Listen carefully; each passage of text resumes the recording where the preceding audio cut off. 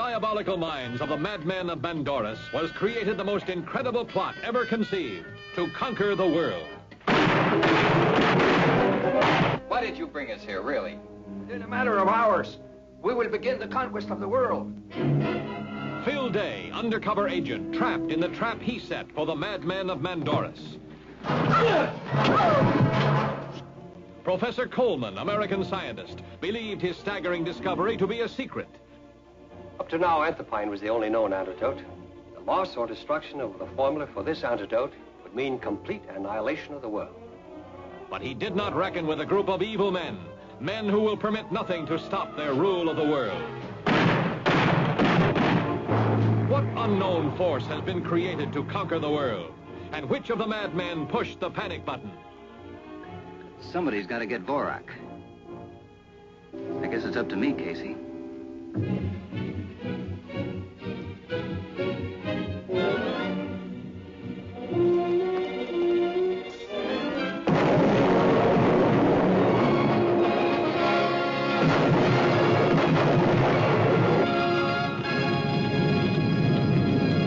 Today's movie is They Saved Hitler's Brain. Originally titled The Madmen from Mandoras. It was filmed in 1963, The Madmen of Mandoras, and then in 1968, somewhere along the lines, the distributor decided, because they wanted to put it on television, to extend it. We need more footage here. So the original director evidently found some kids at UCLA Berkeley to film school and decided, let's film some stuff. That, in my opinion, is what makes The Madmen of Mandoras, which becomes They Saved Hitler's Brain, right, the worst fucking movie I have ever watched. You know, I watched this, and I want to go back and say that, you know what? The Devil's Express is a fucking masterpiece compared to this. I mean, my God. Oh, Jesus. You know, the 20 minutes that the film students did. Oh, my God. It was, oh, God. Sorry. But you could tell it was filmed much later. We're talking years later because the hairstyles. Lighting, completely different clothes. Nothing was even close. And what was it? The original was filmed in 63. They filmed the UCLA stuff in 68. That time period in the same decade was such a huge shift in car designs, in clothing, in haircuts, in what women wore. And they didn't care. It's like the film students went, screw it, we're film students.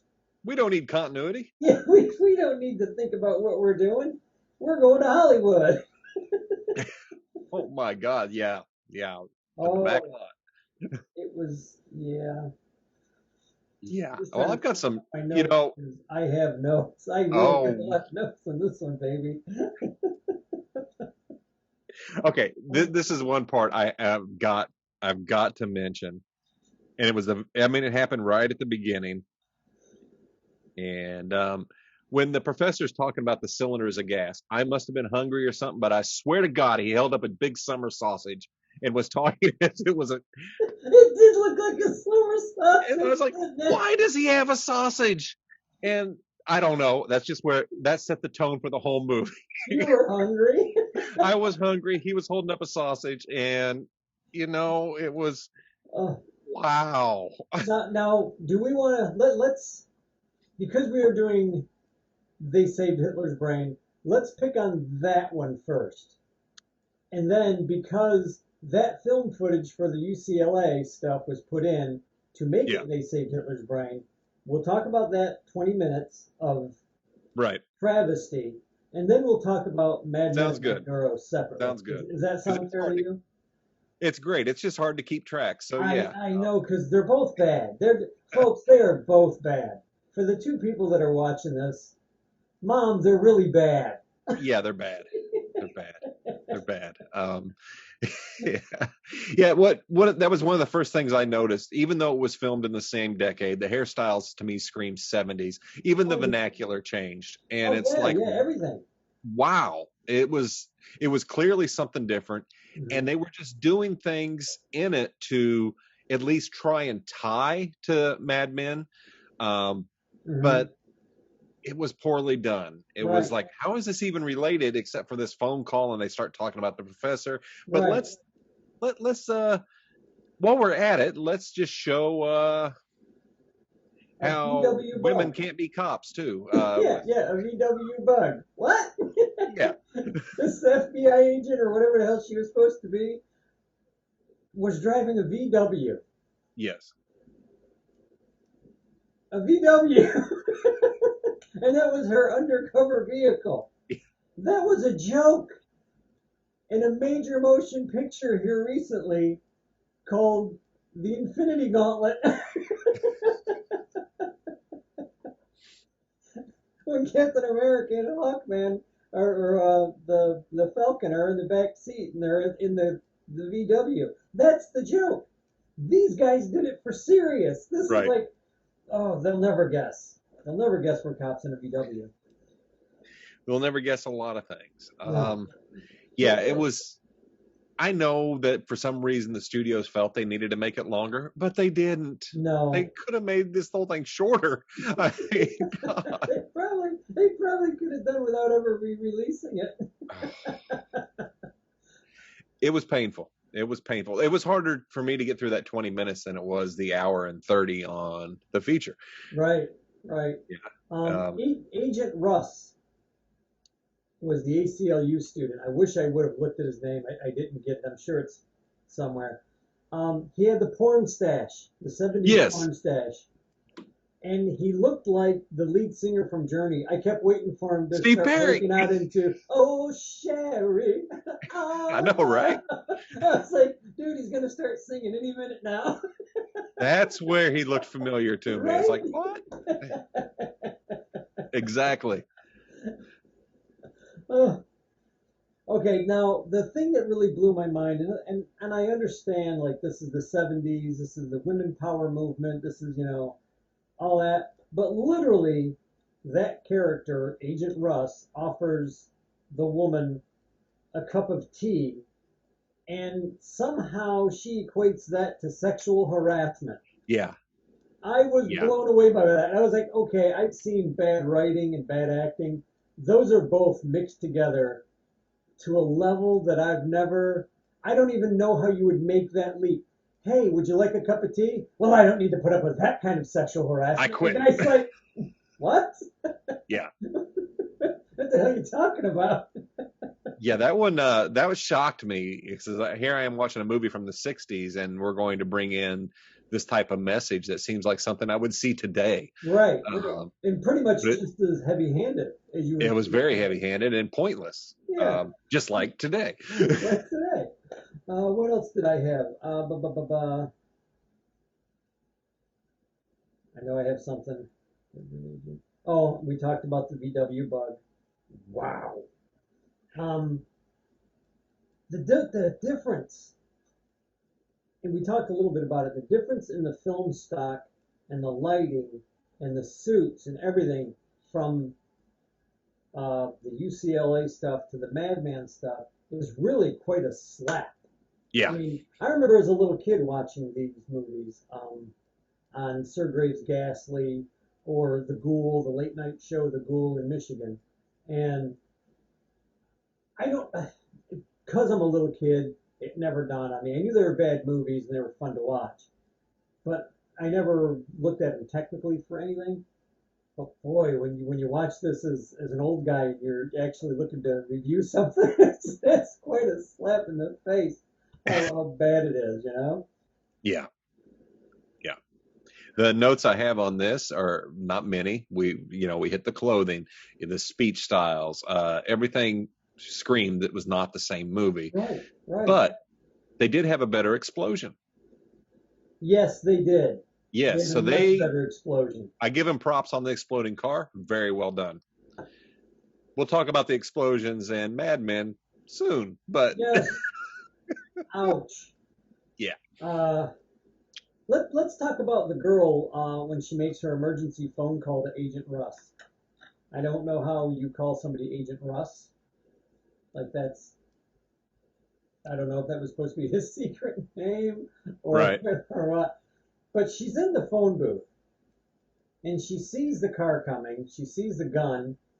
She had plenty of time to duck out of the way. She had plenty of time to get out of that car, jump into her VW Bug, restart it, Right. throw it into first, and get the hell out of there. Instead, she's literally on the phone watching this car speed towards her shooting, and she stays in the phone booth. I mean, is that her training? Was that SOP for the FBI? I mean, I don't understand. Stay in the phone. If the enemy agent is trying to kill you, stand right there and let him kill you. Yeah. It didn't make any sense.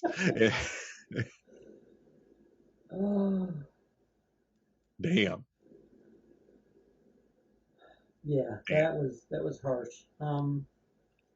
The last bit, when they're following each other and they're getting ready, I think they're getting ready to shoot Agent Russ. This is all their UCLA stuff, by the way, if anybody's keeping track. Ouch. They come out of the house during the day, then it's nighttime when they're chasing, then it's day again, and I think the car explosion happens during the day again. I mean, there were so many bad cuts in the UCLA stuff, they didn't even try to keep any kind of continuity because the night shifts kept going back and forth. Like, that works because in Mad Men it does the same frickin' thing. They're driving a car, it's pitch black. Oh, it's daytime, it's nighttime, it's daytime. Man, the days go by so fast in Mandoras. Yeah, right. Well, they're right on the equator. I'm sure that has something to do with it. It must. I'm guessing they're on the equator because they're supposed to be a South American country somewhere. Yeah. But yeah, that's, I'm just going to say it. The UCLA Berkeley guys destroyed an already bad movie. They made a bad movie worse. And I honestly watching it, because I watched Madmen of Mandoras first because I wanted to see the difference from They Saved Hitler's Brain. When I watched the difference in the two things, I was just stunned. I just wondered why anybody felt they needed to add that. Yeah. That extra section to it. I just don't understand it. Nothing matched. Nobody was even a good actor. Now what? It may have made up for it had these guys been really good actors.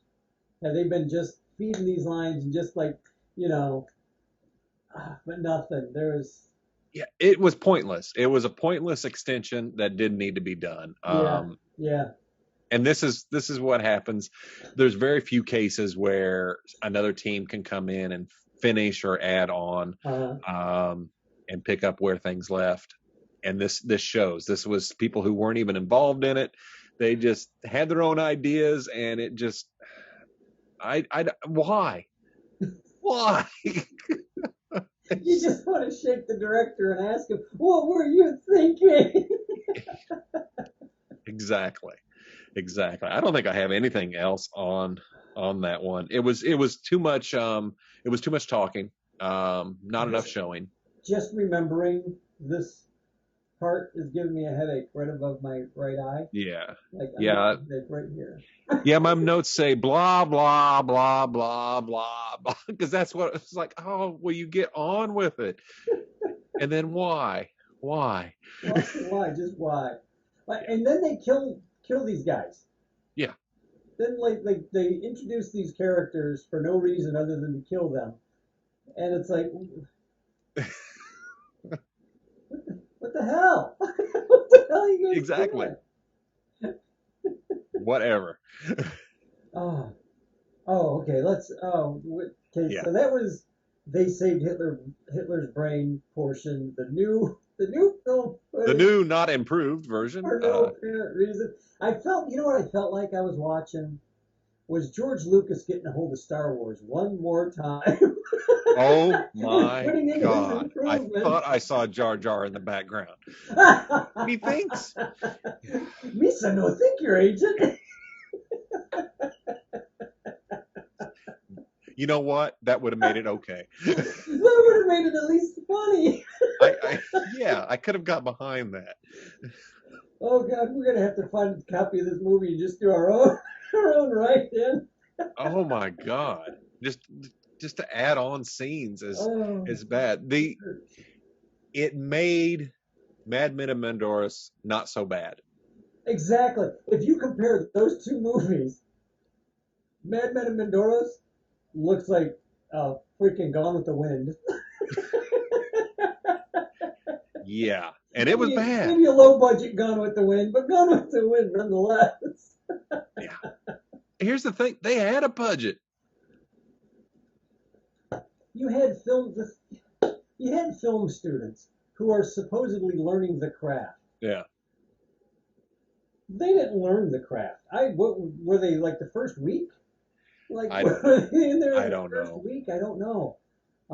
That's what I really want to find out. That's where my story is. Like I would like to make a story and find out who these people were and why they did this to this. And where are they now? Yeah, Where are they? Are they making movies? And why? They were stoned. I don't know. Dude, it was the 70s. We were all high. Yeah. Okay. You got. That's fine. Okay, now the Madmen of Mandoras. I'm going to start with the guy gets shot and they leave him in the phone booth. Oh, that is hilarious. Don't worry, they'll find him. Oh, that's awesome. And within seconds, it's like the lady that came up to make the phone call was literally standing 10 feet away watching them.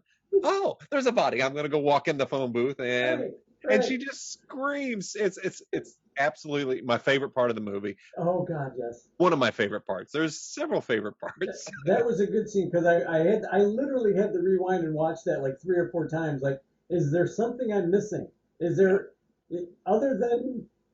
Yeah, I have no idea what they were thinking. Would you not at least call the police and go, look, this That's guy what I got thought they were shot, going to I'm do. leave his body right here. I gotta go. Somebody got shot. Goodbye. You know. And then wipe all your fingerprints off the phone booth. Nope. Just put the body in the phone booth. Make sure your fingerprints are all over the glass and everything. And leave the body there. That is the least of this movie's problems. Oh. Yes, but that's just the first. It sets the tone for everything wrong with it. Because they did not think things through. It just, things happened because they said it happened, not because it made any frickin' sense. Right, right. I still go back to the first, right off the bat, that summer sausage. I can't get that out of my head. Why does the professor have sausages could kill you? Yes. The daytime, not nighttime. It's fine. A lot of movies shoot day for night and night for day. It happens. They did not handle this well at all. I got confused. Is it daytime? Is it nighttime? Is it the next day? Yeah. It's the next night. Yeah. Is really hard to tell. What did you grow a tail? I have a tail. So anyway. All right then. Oh, that's funny. That was distracting. Lady at the phone booth. Who's only listening to this? A kitty cat just jumped on Scott's lap and a tail went into his face. Exactly. I had a tail stash. That's great. When they go to the airport and they get picked up by the police chief, he grabs the luggage, doesn't put it in the trunk, puts it in the front seat across, so fills the front seat with the luggage, but yet still has room to get in. What was they just throwing it out the other side? The guy driving like, what the fuck are you putting that in here for? Oh my God. They get to the hotel room, and first thing they do to look out the windows is open a curtain that has no windows behind it. It's just a wall. Yes. It's like, What are you opening the curtains for then? Oh my God. Oh my God. Yeah. Yeah, this it had an interesting concept, Yeah. but the story wasn't there. I think they had something good to go off of. It could have been a really neat sci-fi flick, but it just they didn't know what they wanted to do. It felt like the main character, I can't even remember his name. At one point, he shifts into like a Indiana Jones type hero, Yeah. like a badass near the end. And it's like, when did this happen and why? To really quickly touch on your day shift, night shift, going back and forth. Yeah. No matter what time of day or night they were driving in a car, they always had a black backdrop behind them. Oh yeah. Always black. Yeah, they did no green screen on this. Behind them to make it look like they were driving anywhere. No. It was pitch black, and there was some little flashes of light to maybe look like cars, but man, that was bad. Yeah, but it was like even during the day they did the same thing. It's like flash. Well, that's why I didn't know what it was, because they get in the car, it'd be pitch black, and it's like, hey, is it daytime, nighttime? Materials had better special effects. It was wow. When the guy that they leave in the phone booth, when he gets shot, the car literally pulls right up next to him, 4 foot away. You hear the big bang, bang, and the lady's just sitting there next to him. She looks over. Oh my goodness, he's hurt. What's wrong? I don't know what's wrong. He just fell over. Pull over. We gotta check on him. You didn't hear the gunshot, the 357 Magnum go off next to your head, lady? What the hell? Yeah. I mean, I got nothing. The acting is horrible. The story is non-existent. I mean, it's got a plot.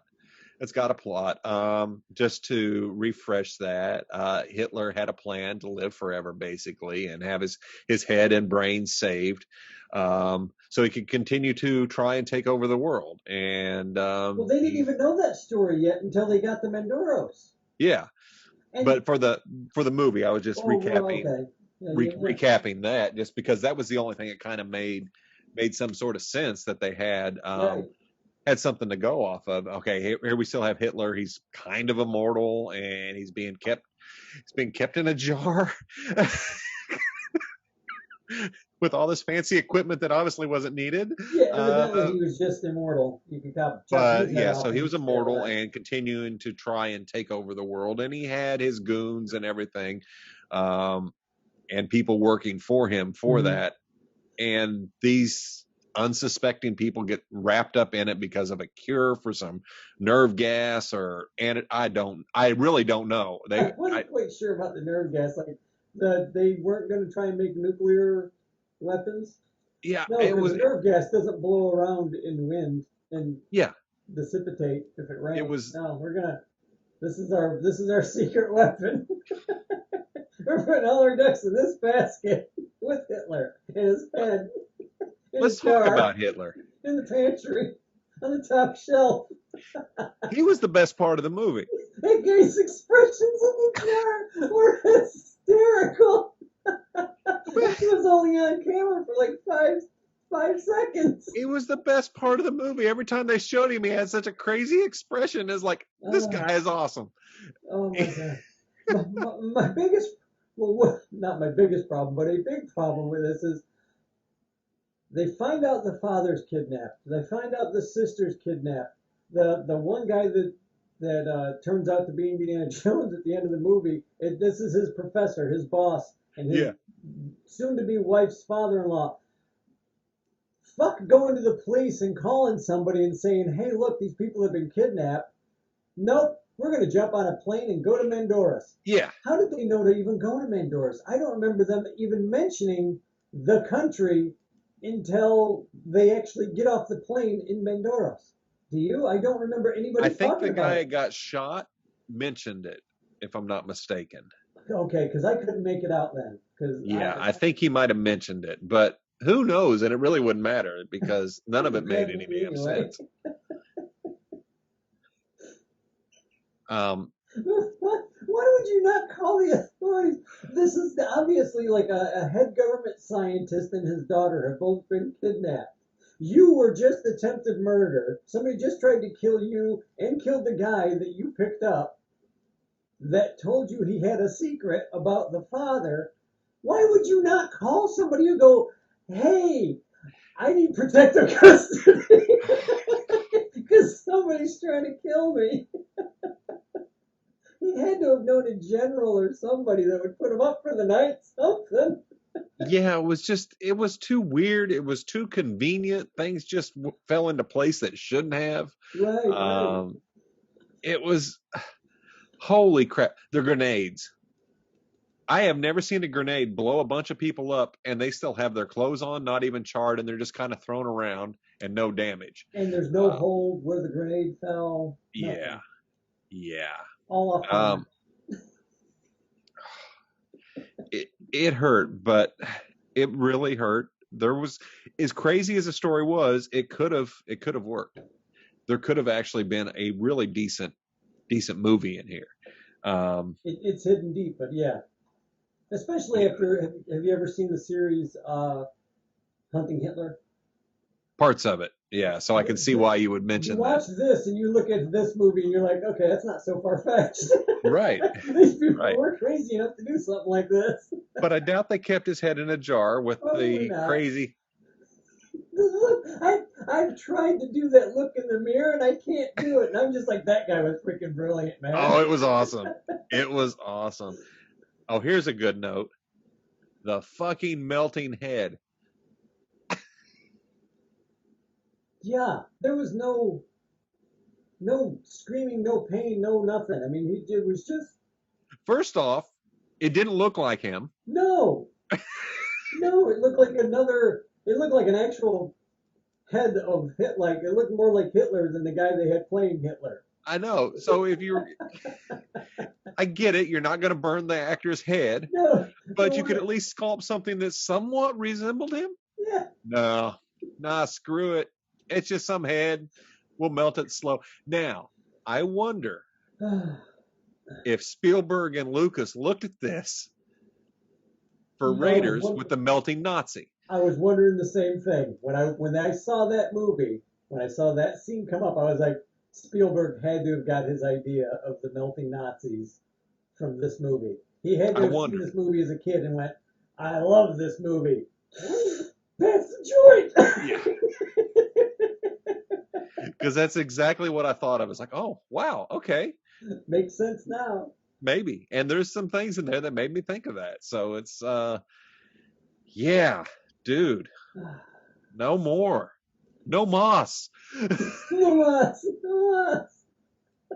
I want to get back to them going to Mandoras for just a second, if I may.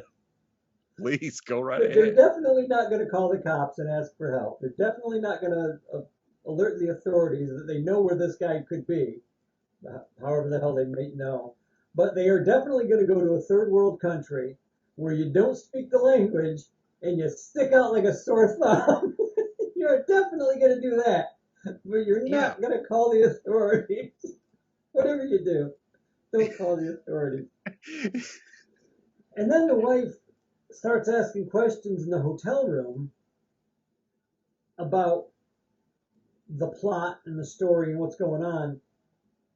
Wouldn't you have asked on your 8-hour flight to Mandoras to whatever third world shithole you're going to, where there's obviously a dictatorship going on here with the Nazis there. Right. Wouldn't you have asked your soon-to-be spouse, hey, why are we going here? What's going on? Where do you think my dad is? Nope, waited until she got into the hotel. She's on vacation, man. Oh, yeah, she was having a vacation. She was buying stuff, looking at that cheap $2 fountain. We could have a second honeymoon here. Really? Okay. Hey, you're thinking about a second honeymoon, and meanwhile, people are trying to kill us. Okay, honey, gotcha. And Nazis are everywhere. Yeah, not so sharp. And like she walks out of the one store, and she's got packages. She was doing dishes and shit. Which her sister, who was kidnapped, is Right. having a good old time in the bar. Yeah, her sister's out dancing and flirting with all the South American playboys.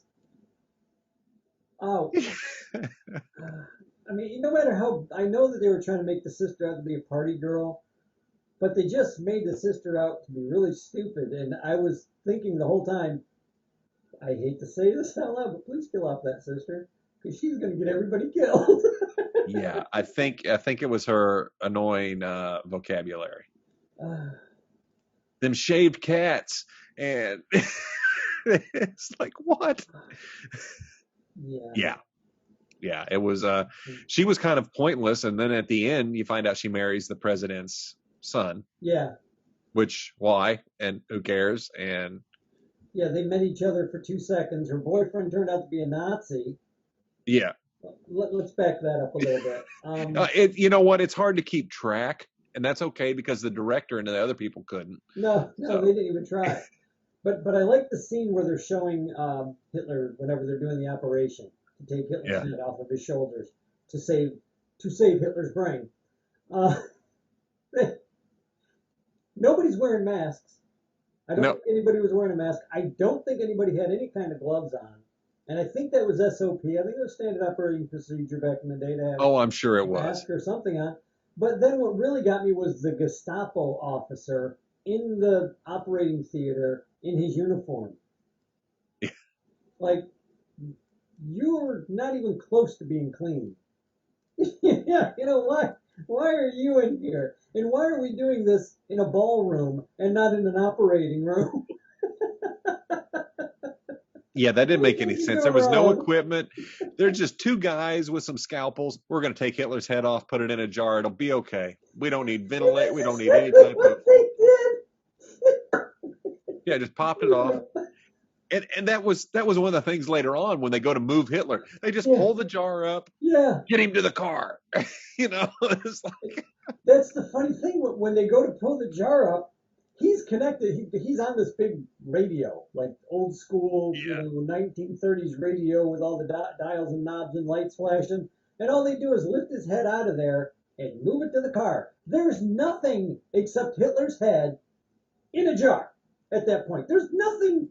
There's no computer gadgets connected to him to keep his head alive. He's alive and looking crazy as ever.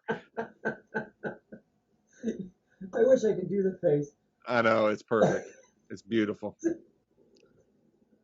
Look, I tried to get it. I can't get it. I was trying to do it the other day for some stupid reason. I could not get that guy's look. Because it left an impression. Oh, Lord, it was great. The Gestapo officer, Vasquez. Oh, Vasquez the assassin. Well...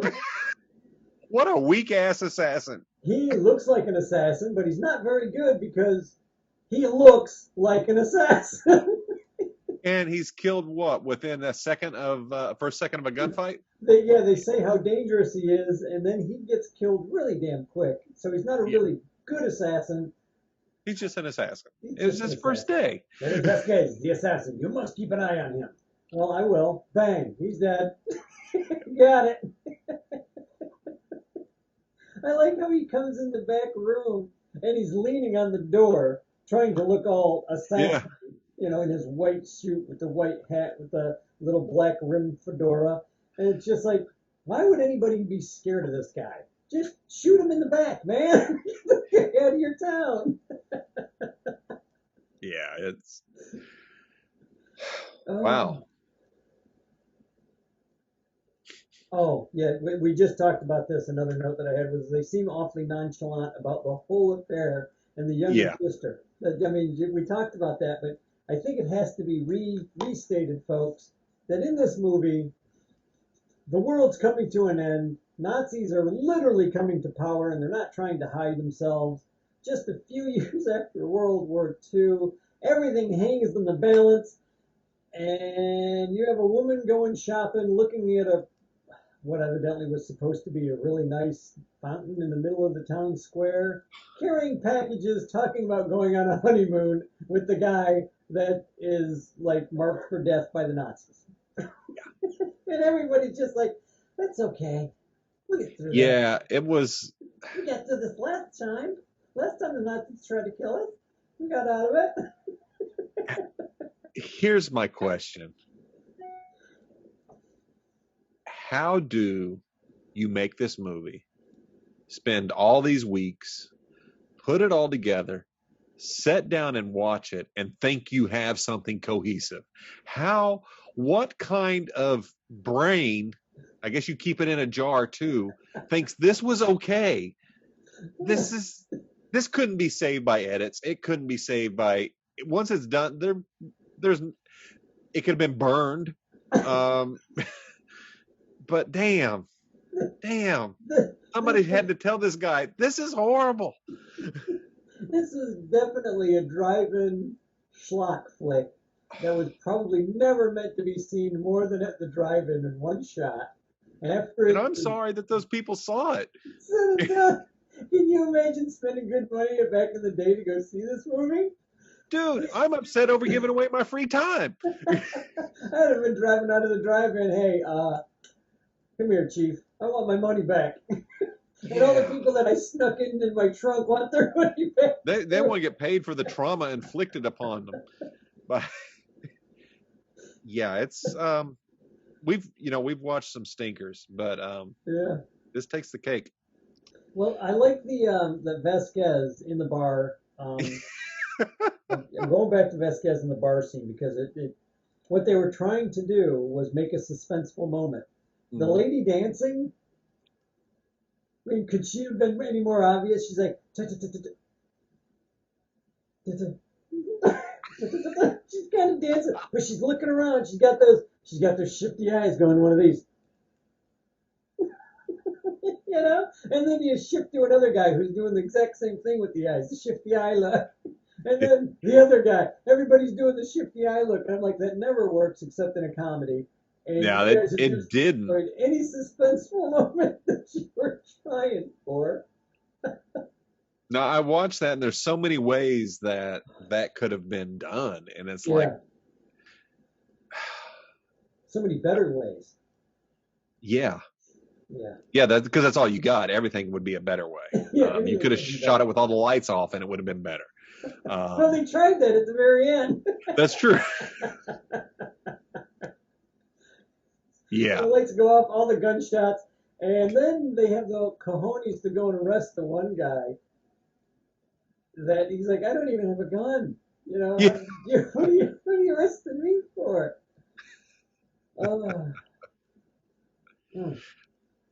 Yeah, that was painful, dude. It was. I like that the director really felt like he needed the nighttime lens filter a lot too. Like when he tried to shoot a night scene, there was always a filter. There was always like a really bad, and it wasn't even like the good filter. That they had back in the old days. It was a really light filter for evenings or something. Like it always looked like it was dusk whenever he was it started off as like, okay, I see it's nighttime, and then I lost track of all the times it transitioned, and it was never done properly. Right. For that, it was way too bright. I want to say it's Jess Franco's Dracula, where it's shot all at night. It's super colorful, and it's bright as hell, and it's like, I can't watch this because you're trying to fool me here, and it was very distracting with that, because it doesn't even get close. You know a movie that did a really good job of using the nighttime filter, and I never realized it until I saw a special on it, was Rebel Without a Clue. Without a clue? No, not Rebel Without a Clue. That was from I was like, I haven't seen that. I did see Rebel Without a Cause. Great flick. Rebel Without a Clue was from Peggy Sue Got Married. The guy's done complaining about the other guy. He goes, what's up with Rebel Without a Clue? Yes. I'm sorry. So what scene in Rebel Without a Cause. What scene in Without a Cause? You're going to have to edit this out. Oh, no, this is perfect. Rebel Without a Clue. Yeah. We'll put that in our, Rebel Without a mix. Cause. When they're outside at night and they're by the telescope. Okay. That whole scene with them running around is done at night.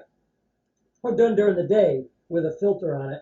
I'm And impressed. They the did a good job director or with the that. editors masked out the daytime sky and put in Yeah. a nighttime sky. It worked. And And that holds up really well.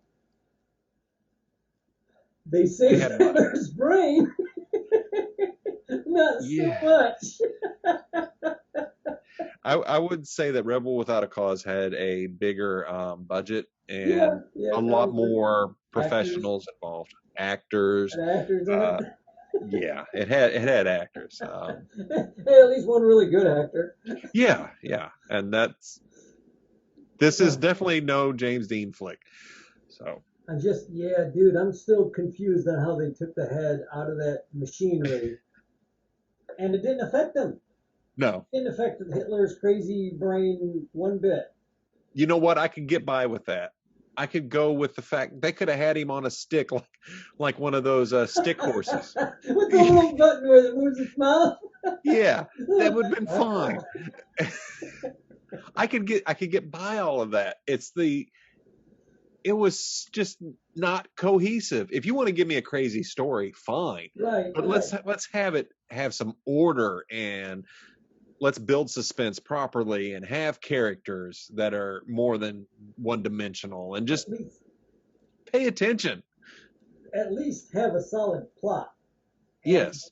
A plot that goes point A, point B, point C. Not point A, point L, point D, Back to B. point C. We'll go back to A again. Wait. This was hard to follow. Oh, yeah.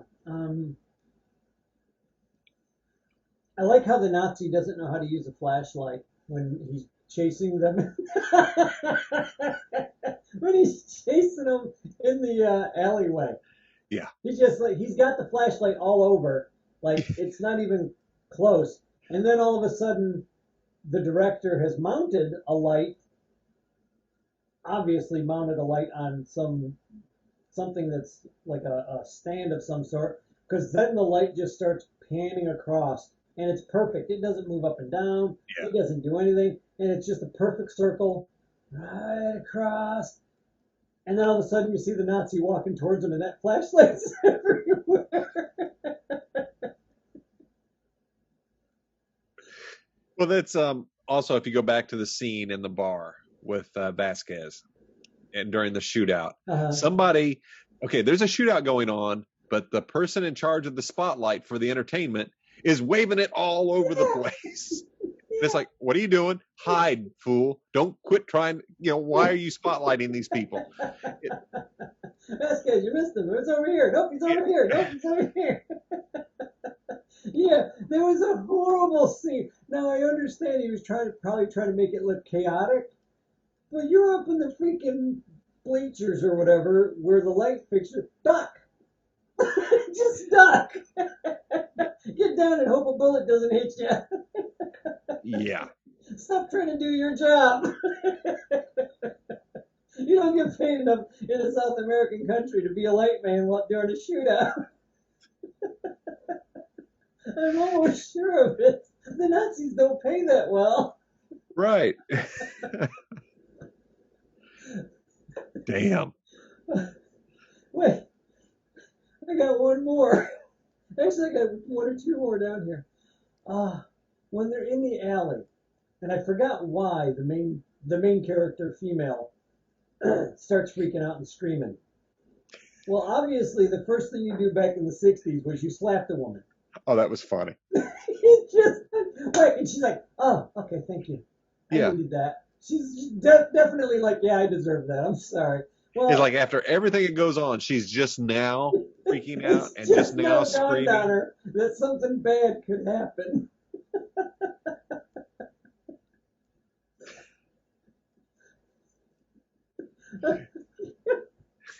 I'm sorry, reading my note. I wrote down, wow, the kid's sister's a little tramp. Her one boyfriend turns out to be a madman Nazi. Her new South American boy toy, what did I say? she hasn't said 2 words to, winds up being her husband. Yes, Like, that was weird and pointless. pointless. It's like literally she didn't even know this guy No. that she winds up marrying at the end. It was horrible. Yeah, she calls her sister, and it's all done over the phone. Oh, she got married. Yeah, and all you see are the legs of the sister. Like, I'm waiting for, like, her to be carrying Hitler's head in a jar. Yeah. Or something. Like, those two had an evil plot. Like, if she that would would've made still more had sense. Hitler's head in a jar, I would have went like, oh, I see, they're going to go for a second movie for whatever freaking reason.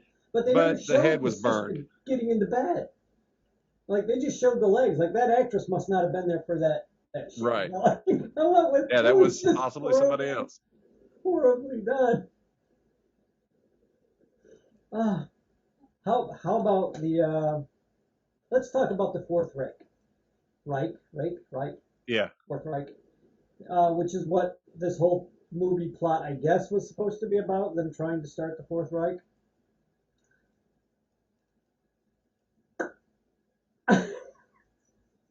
These guys.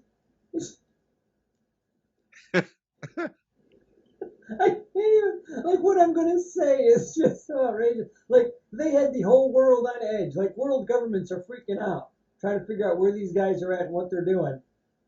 Let's not mention again that somebody could have just made one simple phone call and they could have found them all.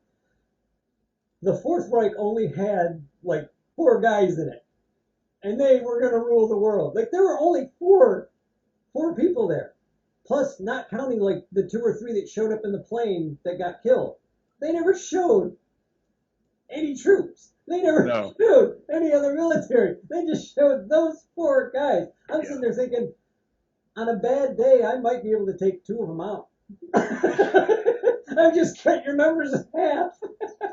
Yeah, they did not have what you would expect to be taking over. Like, there were no troops in the background. There weren't any Nazis marching in the street. There's 4 freaking guys with flashlights and a gun. I think they shared the gun.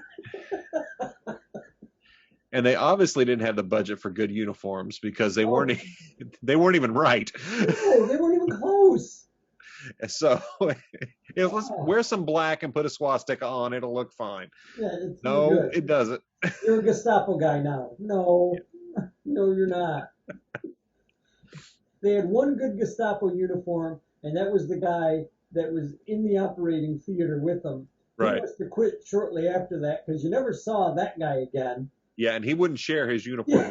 He was like, no, this is my own personal uniform. No, it could have been. Hey, Bob, why do you have... Never mind. Research. I don't talk about my sexual life. Thank you very much. Okay, Bob. You just go home. Right. Could that ending of this movie been any more abrupt had they just dropped a pipe on your head and ended it? Yeah. My sister got married. She married your son. We're in-laws now. Boom. That's it. Yeah. Yeah.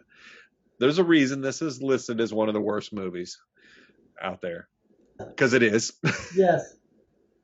And the sad thing is, the Madmen of Mandoras is better. Yes. Without the UCLA Berkeley stuff for They Saved Hitler's Brain. Yeah, that was just painful to have that put in.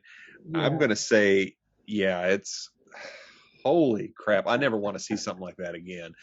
It's good. It's good to watch the old stuff to get ideas on what not to do. Right. And give you ideas on how to do things better. It's also good to see just how important a cohesive story is, how important it is to have actors, to have people who know what's going on your movies. And it's great if you want to get some friends together and put something out, but you might end up with something like this. And is that what you want to be known for?